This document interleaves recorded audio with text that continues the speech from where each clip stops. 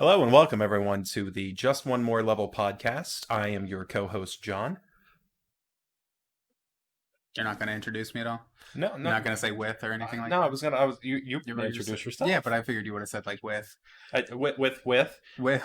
your host Christian. Yeah. There we go. And this is a brand new podcast where we're not going to do anything special really. We are just going to play some games and then we're going to sit down and talk about them. Yeah, specifically, we're just playing like the first hour or so of the game just to kind of get a feel for the game, see what it's about, see if it's something that we would enjoy and want to play more of. Right. Yeah, so it's not like this isn't a completionist podcast or anything like that. This is just two guys sitting down playing some games and then let's bullshit for however long we can bullshit for about it. Right. Kind of deal. And I'm very thankful for that because I suck horribly at most games. Yeah, I mean, I'm not much better at a lot of them, to be honest with you. We're two dudes in our 20s, terrible at video games. It's great. Right. Which is shocking. We should definitely be better for our age. Yeah, I mean, we are the target demographic for most video games. Yes. But yes, precisely. Well, I guess I can start with some of my thoughts coming into this more new to the franchise than you. Sure, yeah, but before we talk about the what you're new about here, what are we playing today? Oh, what did we play? I guess we already played it. But... Yeah. The classic, The Legend of Zelda for the Nintendo Entertainment System. Yes, the first one, the very first, the beginning of a legacy here. Exactly, released in 1987, first on the Famicom and then onto the NES in the United States. Yep. So let me just preface this a little bit. When I play a classic game or when I watch an old movie, I've talked to you about this before. Yeah. I usually like to put on retro tinted glasses. Sure. Yeah. Which I think is fair. I think it's good to look at things as if it were new. Exactly. Yeah. Yes. If I were a guy in his 20s back in 1987, or if I were even a kid. Yeah, a child playing it for the first time. Yeah, when it came out. Yeah. Yeah. Back then. First impression. How would I feel about it? Not knowing the nearly 4-decade legacy journey here that Legend of Zelda has been on since then. And I can say pretty confidently, looking at it from that angle, my God, is it challenging? Yes, it's a very hard game. And now maybe that's just because we suck. That's definitely a possibility. But I know. So you mentioned very quickly that you are kind of new to this game. I have beaten this game in the past. I played an hour of it recently just to refresh myself, but I have beaten it in the past. But I can say I am no better at it now than I was the first time I played it. I spent about 4 hours playing it. Yes. In preparation for this, because the first hour that I spent playing it, I was completely lost. I was not making any measurable progress other than gathering hearts when I lost them, or rupees, which are the currency in game. I did not make. It was bad. So I cheated. I'll admit, in front of God and everyone, I looked up a walkthrough and I followed it to the letter, and I actually made progress after that. So on the topic of walkthroughs for these old games, though, I mean, I'm of the mind that they had walkthroughs back then. Obviously, they weren't as common as they are now because the internet wasn't a thing. Right. And I mentioned to you before, and it's what I used for my hour or so play of it that I did earlier on. Right. In the manual, they actually had a map of the majority of the overworld and the first couple dungeons. Right. Now, you didn't look up the manual like I did. I did not look up the manual, no. You didn't have that resource. I had those same things, but more broken down. Yeah. More granular. These are your steps type of thing. Right. But yeah, without that manual, I would have been completely lost as well. Like there's it's for anybody who hasn't played the game, you are literally just dropped into the game world. There is no intro text. There is no direction at all. You are dropped down in the middle of a small field surrounded by mountains with a cave and 3 exits on the side, one on the top and one on each side of the screen there, the right and left side. And that's it. I mean, not told anything. And to be fair, technically, if you're patient enough, before you press start, when you're on the main menu screen, if you wait long enough, there is a paragraph. Yes, yeah, but that doesn't even tell you what to do though. Much that just tells you the story, and then I think I can't remember what that paragraph says, but I think it tells you your end goal, which is to to save Zelda, the Princess Zelda, and collect the Triforce of Power, basically. Right. Yeah, collect the Triforce, defeat the end boss Ganon. Yes. Or Prince of Darkness, I think he's called. In the text, and then Ganon is in quotes. Yeah, well, because and there's so many like incarnations of Ganon over the years too. So back then, I guess I don't know how much of the story they had planned out for like sequels and things. So I don't know if they knew that like Ganon in quotes was really going to make sense, or if that was just a weird thing they did. But So going into it, I looked up a walkthrough because, of course, I've played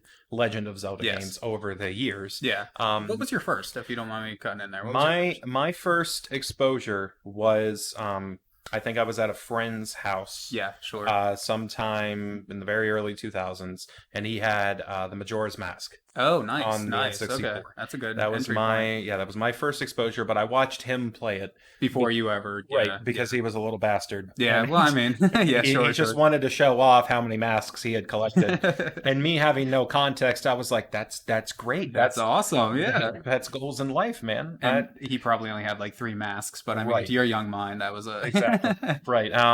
And then after that, in high school, my friend Devin. Okay.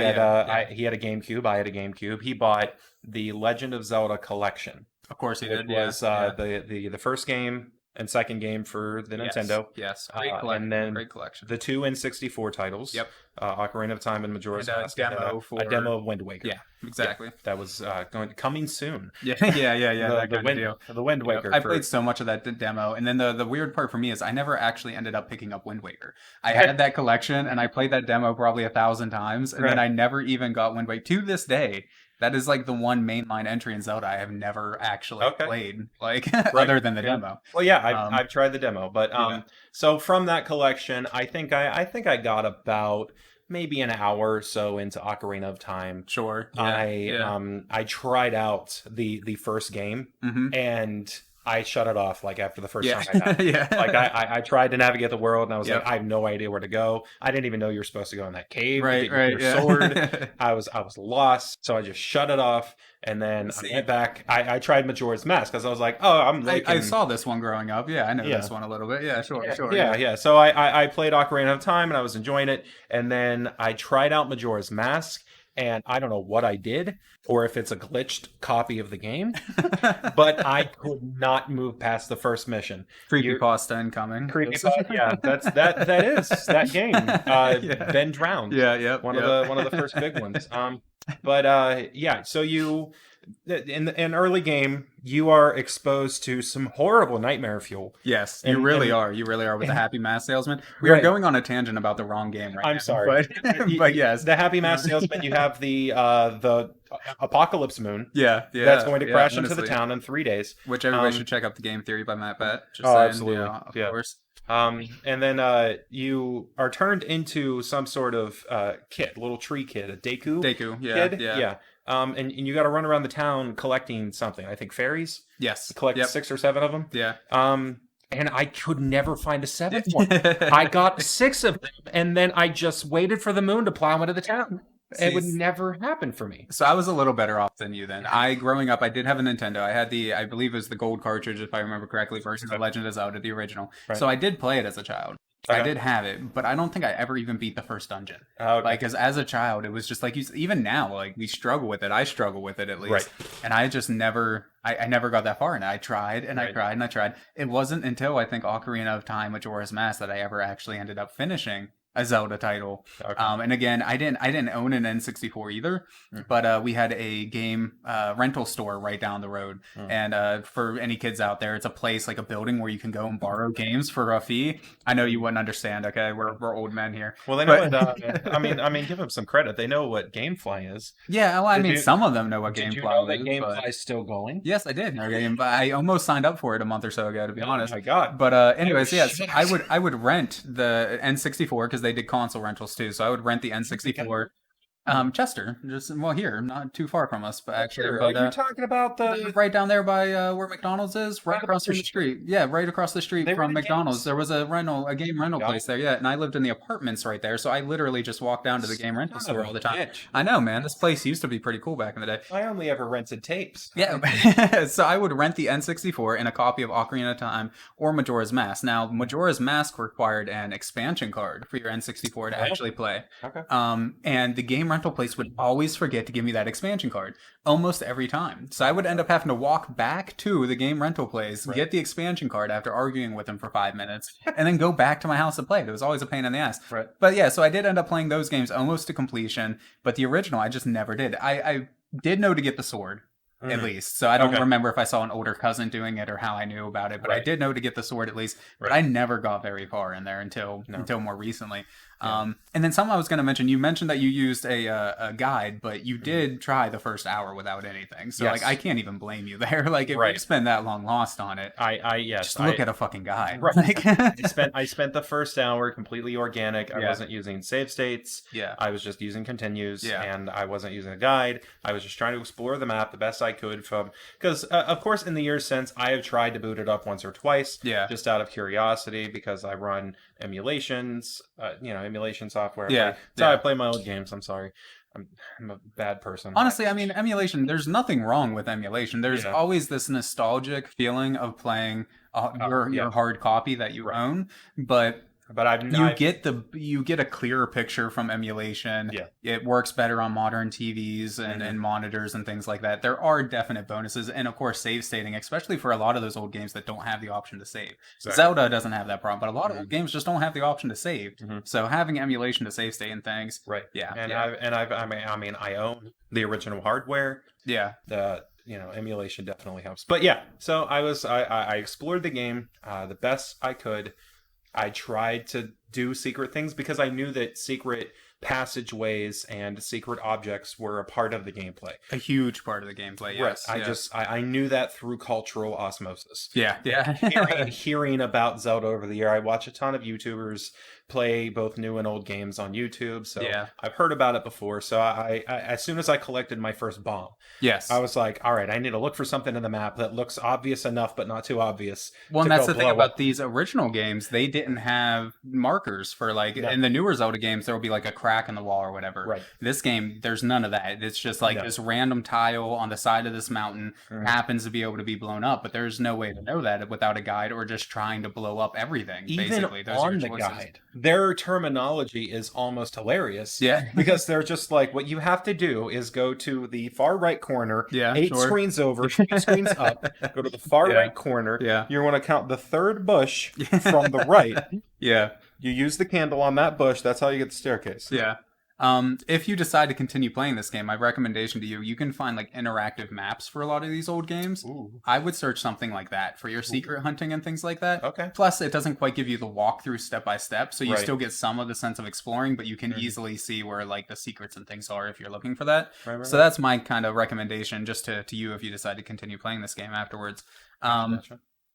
But yeah, so my experience playing it this time, I had played it before, like I said, I'd beaten it, so I pretty much knew where to go with the first couple of dungeons. I went and grabbed the sword, went to the first dungeon, I actually completed that in my first hour, and the second dungeon right around the end of my first hour. Died a bunch, though. This game is still hard as balls, in my opinion. It is. And for me, the hardest parts of it, at least so far, I've only made it to the 4th dungeon, and I've explored much of the overworld. The hardest part is the overworld for me, especially early game before you get your first sword upgrade and your first shield upgrade and your first armor upgrade. Before you get all of that, just basic enemy types can be devastating. Like 1 heart of damage, isn't it? In the very beginning there, and you only start with 3 hearts. So I mean, you take 3 hits without picking up a heart piece, and you start back from the first. There you go. You go right back to the start of the game, and if you only get 3 hearts whenever you die. So even after you collect, let's say, 15 hearts, if you die, you're on 3 hearts. If you don't have a potion with you or anything, you have to be able to live to a fairy fountain or until you pick up more hearts or something like that. So unforgiving. But that is the thing that a lot of people really love about this game is you're just dropped in. You're not giving it's not handholdy like a lot of the newer games are. Sure. So that's some people's favorite part of the game, right? Is that sense of adventure and figuring it out and whatnot. And if I remember correctly, in the manual they even recommend making a map, like getting graph paper and drawing your own map map of the overworld and the dungeons and things like that, just to kind of keep track of what you're doing. Rude. It's rude. You're giving me homework. Yeah, but I mean, like, a game to get away from doing my homework. Yes, Anna. In my opinion, though, I think it would have been cool. Now they were limited by the times, but it would have been cool if there was the map automatically filled out like the dungeons do for the overworld. Yeah. So as you're moving around in the top left-hand corner, for anybody who doesn't know, there's a quote-unquote map. Really, it's just a gray screen with a blinking dot, and that dot is where you are, but it doesn't show you the separate screens on that map, and it doesn't show you like what areas or anything like that, even after you've explored them. So it would have been neat if they just, even if it was just like color-coded, so like tan color for like the deserty areas, a green color for the woody type of areas and things like that. Yeah. That would have been a lot of help even, but they didn't do any of that. They just wanted you to do it yourself, I guess, or they couldn't handle it on the hardware. That's a possibility, I suppose. Yeah, I guess. Yeah, because the dungeons would be a lot easier to a lot smaller, take up a lot less memory to be able to have that map fill out and things like that. But I feel like, I mean, I don't know, maybe not, but I feel like they could have done something like that if they had really wanted to. I really wish they would have. Yeah, it would have been a lot easier. It definitely would have helped out a lot. They have in-game sense, of course. You know, and the first 3D games, the Ocarina of Time, and things like that, they had a mini map and a full map if you went to your menu and went and searched for like an overworld type of map and things like that. Yeah, and of course all the way up to the newest ones, the Breath of the Wild and things. Yeah, of course that map system is amazing. You can set up beacons, and markers and things on the map to go find what you need. Now, the number of secrets in this game, though, I do think is amazing. Almost every screen on the overworld has a secret on it if you know where to search for it. Right. So that sort of thing, it really rewards the secret hunters who aren't using a guide or anything like that. Right. Because if you just go around burning random bushes and things like that, eventually you're going to find something. Mm-hmm. Now, unfortunately, sometimes the secrets are something dumb. Like there is one... so like you burn a bush or open up a door or whatever, and you go in, and a goblin or whatever the hell the creatures are that are in there, moglins, they kind of yell at you for breaking their door and charge you rupees for fixing for the repair service there. Yeah. So I mean, there are some that are just like a dick move. Did you? But most of the time, you get like a heart piece or a some rupees or something like that, which is really nice. Yeah. Did you know? I don't know if it's dungeon specific, but the old men in the caves. Yeah. That give you things. Mm-hmm. I decided just out of curiosity to attack them. Yeah. The fires that are on either side start shooting at you. Now, I could be wrong. I could definitely be wrong, but I think if you just spend too much time in there, they start shooting. Okay. I don't think it's specific to if you attack them. But I could be as if he was attacked. So that you may be right. I'm not positive, but I don't know. It's been quite a while. Yeah. So I mean, the fact that you ended up playing not only through your first hour, which was rough for you, but then you looked up a guide. And how long have you played after you looked up the guide? After I looked up the guide, probably about 3 hours worth. Yeah, so I mean, I think that's a pretty good testament to the fact that you're enjoying the game at this point, absolutely. Right? Yeah. So I mean, the game still holds up to this day. Yes. Definitely, it's very hard to get into if you don't have the manual in front of you, or if you don't want to use a guide. Yeah. And you're not used to the old school method of like drawing out hand maps or whatever like that. It's just very. I can see it would be hard to get into. But. Right. But I was committed this time, and in times past, I've always said, I don't know, Tom will just play Mario again. Right, yeah. I can't deal with all this right now. But looking up that guide, I found that what you often fear in looking up a guide is that it feels too much like cheating. Yeah. In the sense that there's no reward. Sure. The guide just says, hey, if you want a shotgun, what you do is you go down this hall, into this door. Step A, B, C. Right, step A, B, C. You get a shotgun. There you go. You won the game. Yeah, but sure.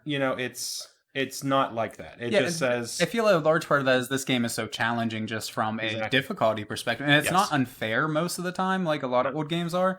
It's just a challenging game. So even if you know where you're going and what you have to do, it's still challenging to defeat all the enemies on your way there. Point A to point B is a challenge to traverse, because you do have to develop skill. You have to develop that skill of like moving your thumb around the D-pad so that you can rotate on the spot, because your shield does work, but you have to be facing. And this game, it's worth mentioning, this game only has 4-way movement, so only up, down, left, right. You can't move diagonally or anything like that. Exactly. But a little trick, and something that you showed me I already knew about, but something that you had discovered as well, is that you can actually throw like your boomerang diagonally. Even though you can't move diagonally, if you press the right button inputs, you can do diagonal attacks as well.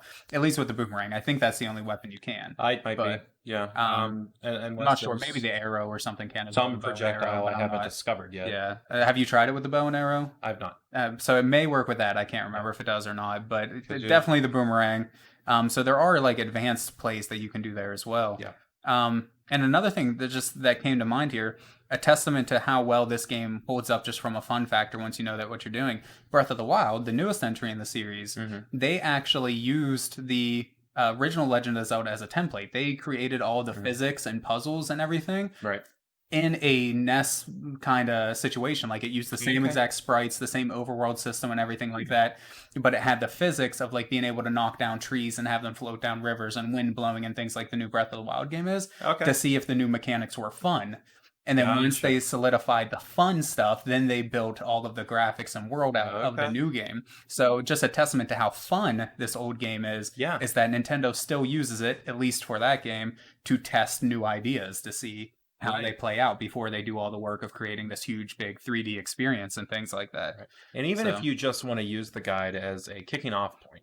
Sure. Just to help you, because literally the second chapter of the guide is called Level 1.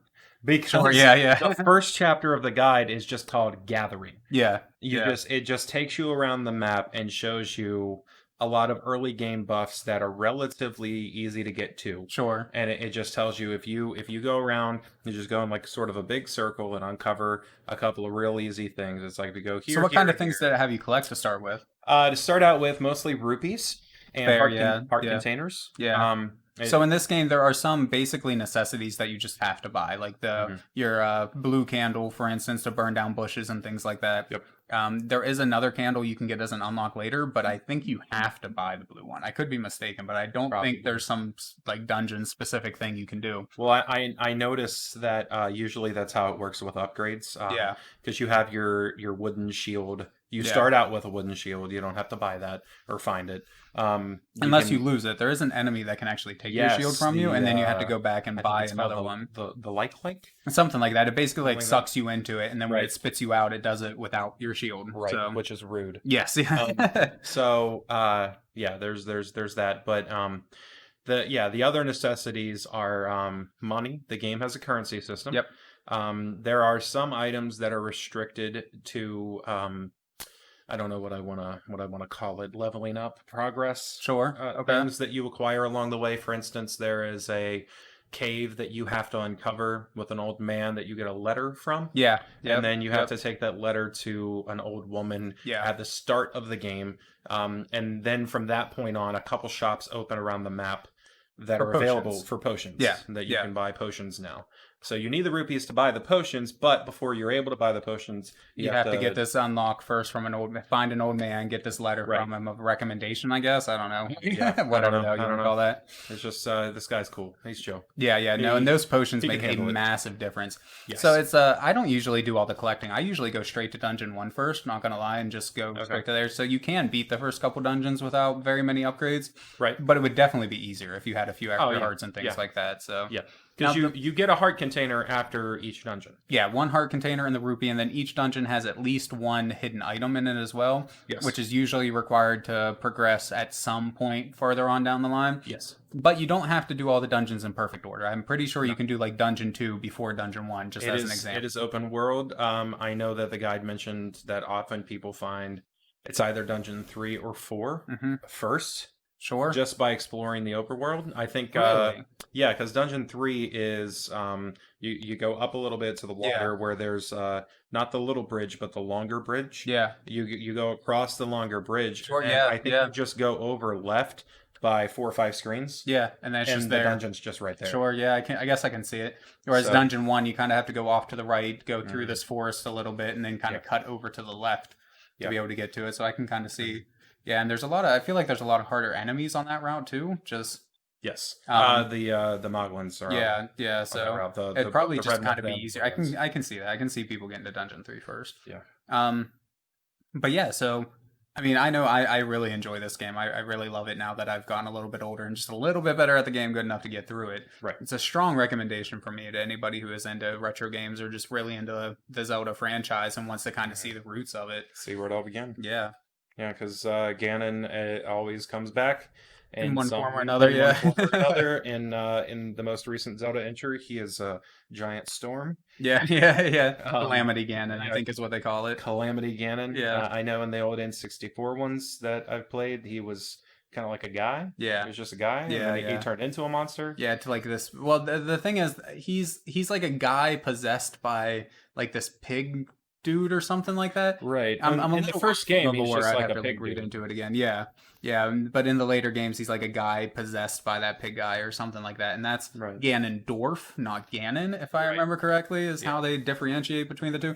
Now, he's not the boss in every Zelda game. There are a few where there's non-Ganon bosses. Yeah, specifically, I think it's like the Capcom made Zelda games for the Game Boy and Game Boy Color. Okay. I'm fairly certain Ganon isn't the final boss in those games, just as an example. So that would be Link's Awakening. They just did a Switch remake of that. I'm pretty sure it's not Ganon in that one. Well, actually, I know for certain it's not, because the lore of that game is you're trying to get off an island. You're not in Hyrule. You're in a different area of the world. Okay. So just as an example. And the DS games like Spirit Tracks and whatnot, I'm not positive, but I think it's not Ganon in those games either. Okay. But yeah, so I mean, I'm assuming this is a recommendation for you too then. Like 100%. Yeah, absolutely.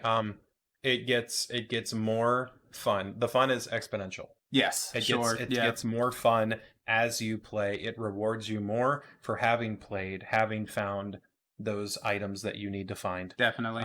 It becomes easier to defeat the random enemies in the map. So, because as you play the game, your goal kind of switches from I need to explore this map to figure out where to go. Yeah. To I need to get to the next dungeon or to the next secret area. Yeah. So as you play the game, and it gets easier for you to play and for you to navigate that overworld. Yeah. Because of your gear, it's a lot more rewarding because now you can just breeze past those screens that were just kicking your ass at the beginning. You just breeze past that screen because now you know, if I just walk up here, I can avoid that. Or if I just get them a couple times, especially because like as you move on, you don't need rupees as much once you buy the necessary items. Exactly. Because the only real reason to kill enemies is if you need their drops, and the only things they drop are rupees, bombs, heart pieces, or random fairies. Right. So if you don't need any of those items anymore, you can also just skip a lot of the enemies, which makes the overworld traversing quicker as well. You don't have to spend as much time grinding out the enemy kills. That way the more advanced you are in the game, the further along you are on getting the dungeons complete,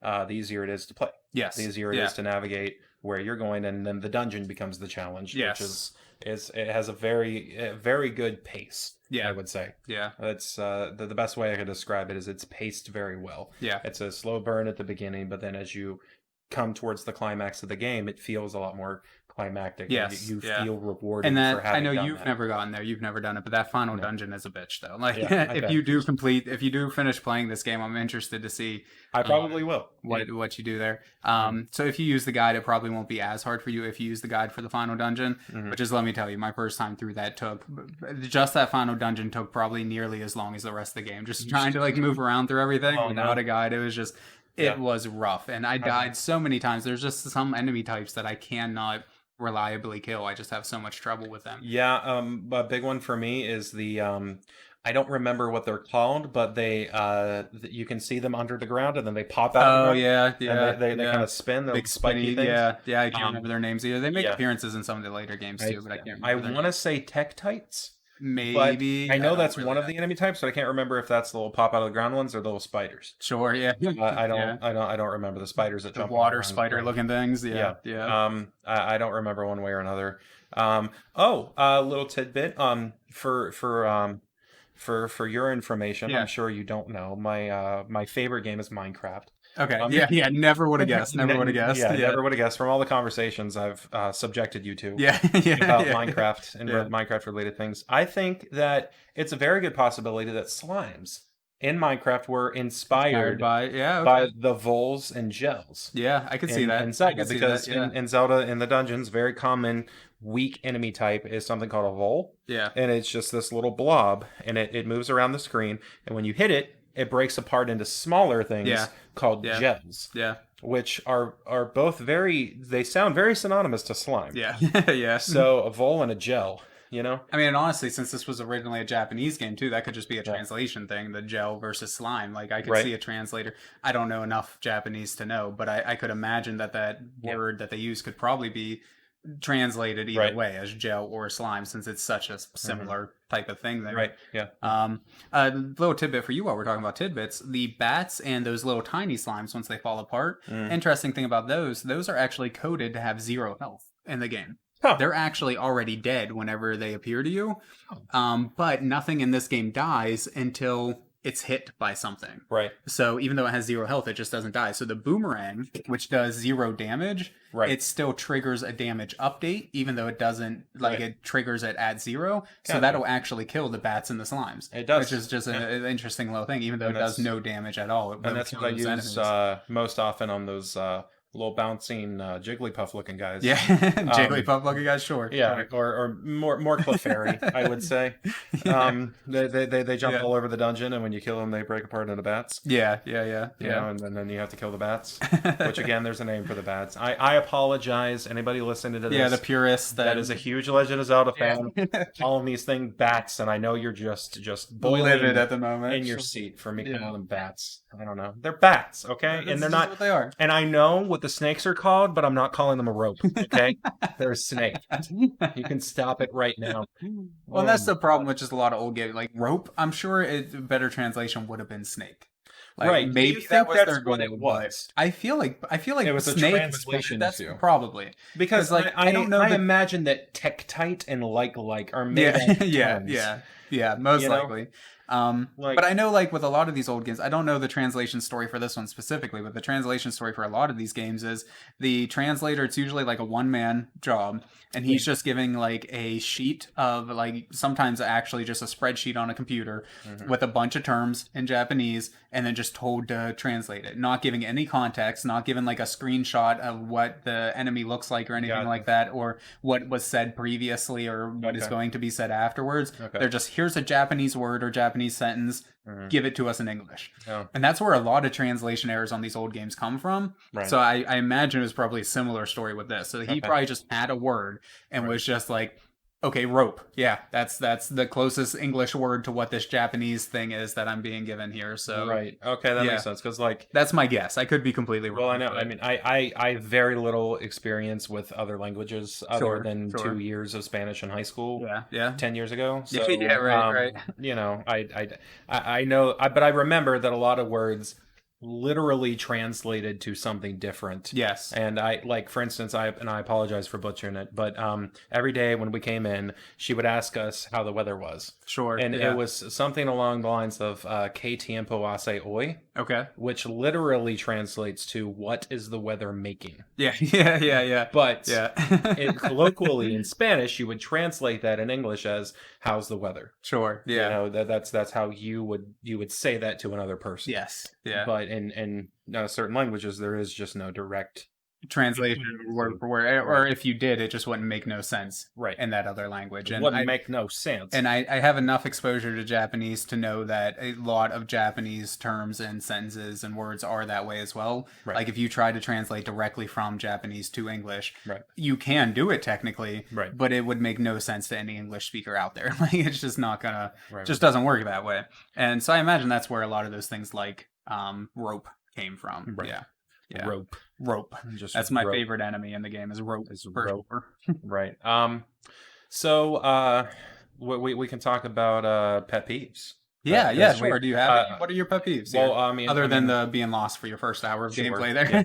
Yeah. I mean, obviously, this game is beloved by many. It is created a near 40-year legacy at this point. Yeah, 1987. 87, was that it? Was the release year? Was that the Japanese or English? Do you remember? I think English. English, okay. I think Japanese was the year before, because 86 or whatever. Yeah, 86, because I think that's when the Famicom Disk System came out, and this was one of the Famicom Disk System. It was a Famicom Disk game. Because the original Famicom was, I think, out a couple years before the NES. Yeah. The NES debuted in 85, holiday season 85, and then the Famicom was out in 82 or 83. Good for them. In 82, we were still on Atari, so... Yeah. Well, I mean, we had that big video game crash over here in America back then, so video games just weren't much of a thing, and that's... I know this isn't in any way related to Zelda, but one of the big things for... just Nintendo in general, whenever they brought over the Nintendo to America, that's why we got that weird clamshell type design that we got. was because they wanted it to look more like a VCR, and they wanted people to have that kind of putting the cartridge in, closing it, and pushing it down kind of feel like loading something into a VCR, because video games were dead in America. Nobody thought they were going to make a comeback. Right. And then Nintendo took a chance, and that led to the common expression Nintendo tapes. Yeah.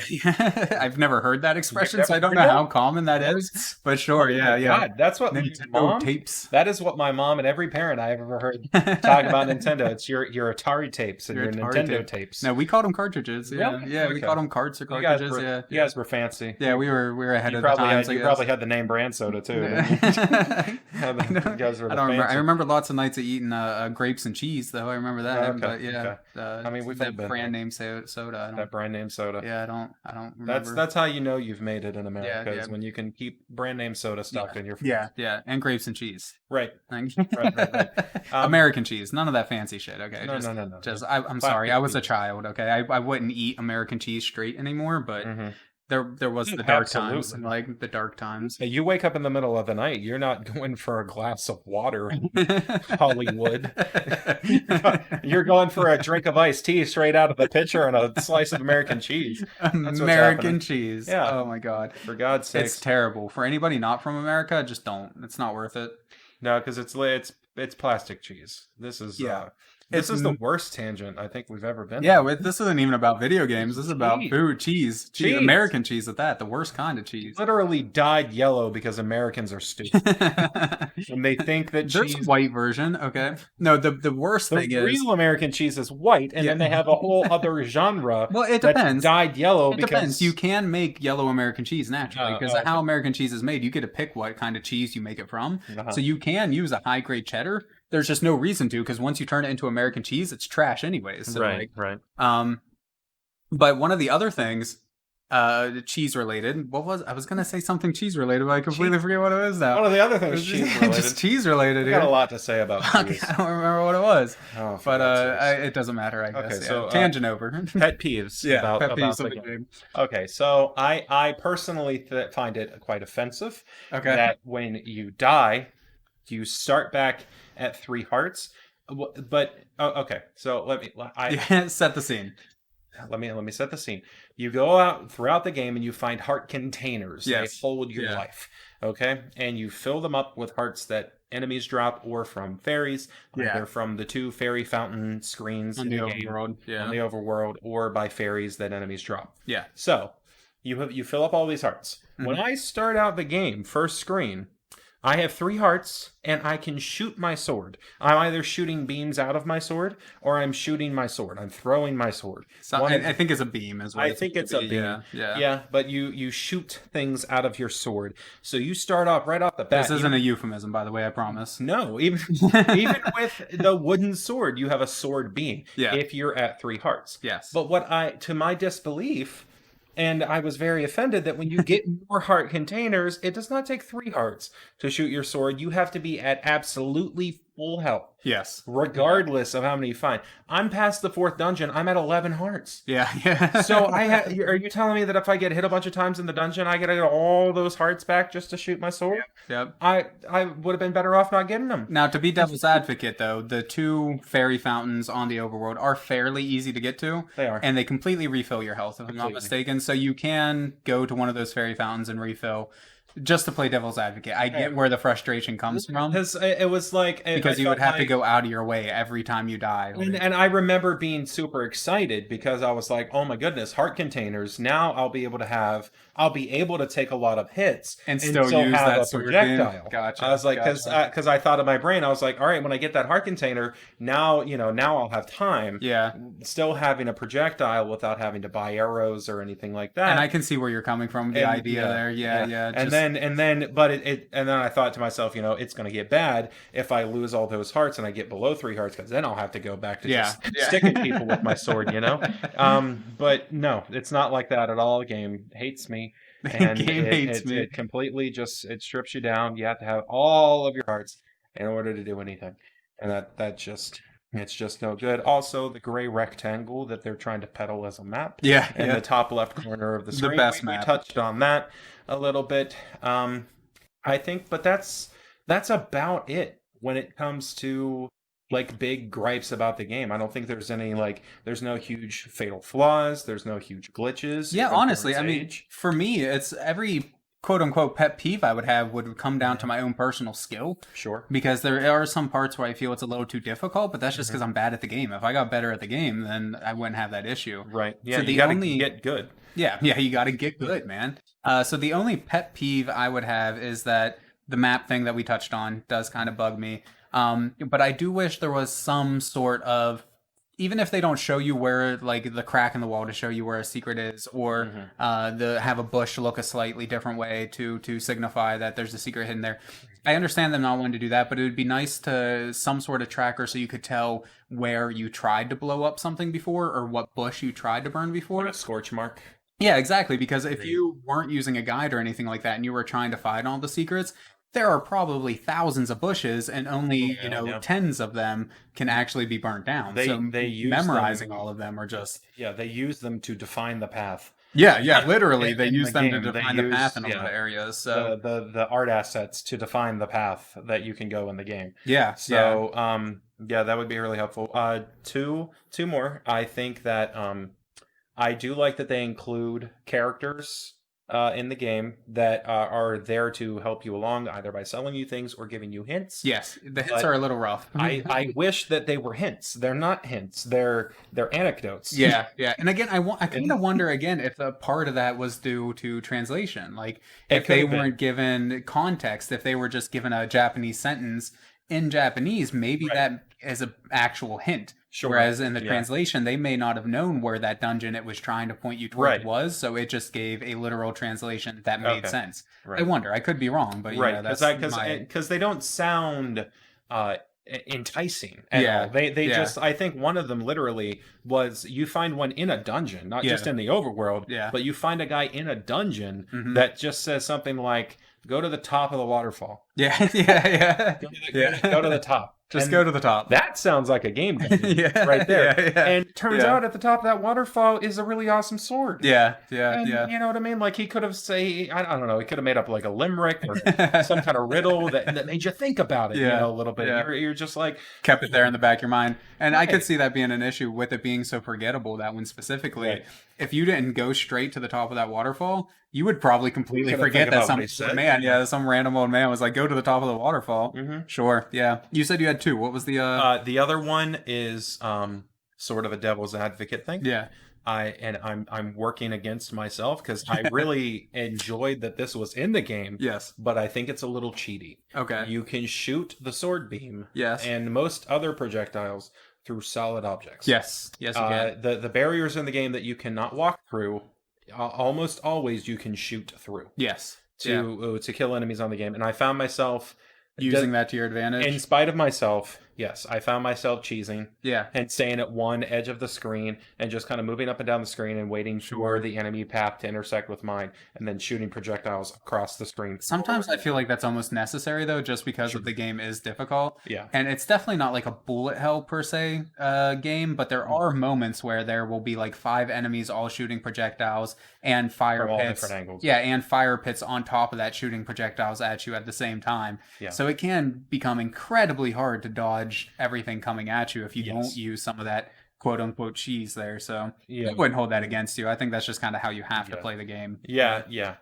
But I suppose that's not a personal gripe because I cheese it. I use it. Constantly. Yeah, definitely. Same here. And that's another reason that added to the frustration of not being able to keep my hearts or my projectile when I get less than full health. Because then you lose that ability to. Because then I lose the ability, to shoot things across the screen, except for my boomerang, which doesn't do me any good. Yeah. Because by the time I make it over there, they're already unpaused. They're already unfrozen. The other enemies are in the way. Yeah. Yeah. The boomerang. One thing I will mention, you mentioned how just a very small gripe you had was that the bow and arrow used your rupees. Yes. As instead of ammunition. Yes. Which I think that was just to save like memory and things like that. But anyways, I will say a small spoiler for you here. You can get an upgraded arrow at some point where it's just free.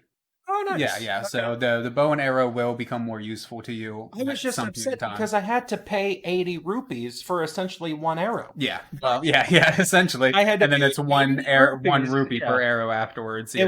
It was 80 rupees to get the arrow. Yeah. And then I didn't even have a bow. Yeah. And I thought maybe that I was buying a quiver of arrows and that I was going to have to go back and pay for more arrows. No. Like I thought it was going to load me up with 80 arrows. No. Or something like that. And then when I ran out, I'd have to go spend 80 more rupees to get, which I suppose, you know what? At the end of the day, yeah.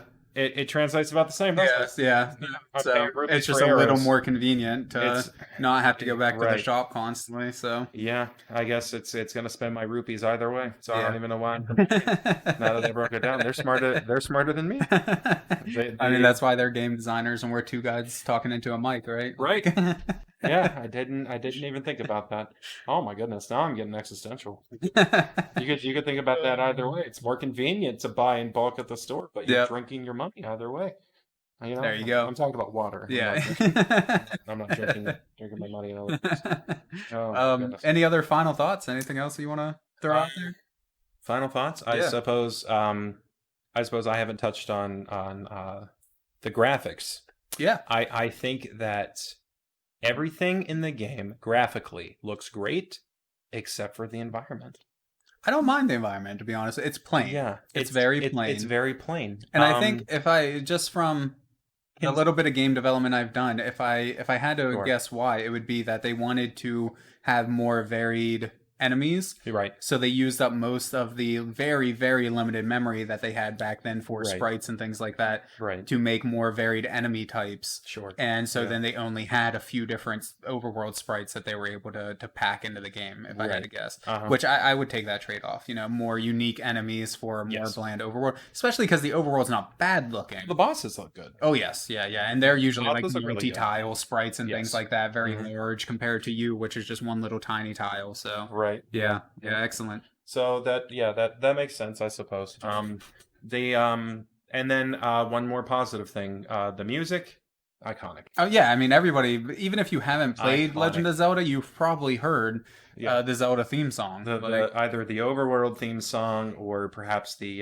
title theme. The little ditty that plays like when you find something. Oh yeah, Right. Yeah. I've seen that on a bunch of different things. I've seen it on, I don't know, just memes. I've seen ringtones everywhere. I've seen it memed in Minecraft. Yeah. When you activate a redstone thing and you get into a secret area, they got blocks under the floor that play that. Yeah, very similar jingle. Yeah. So I've seen it many places. It's amazing. The score is outstanding.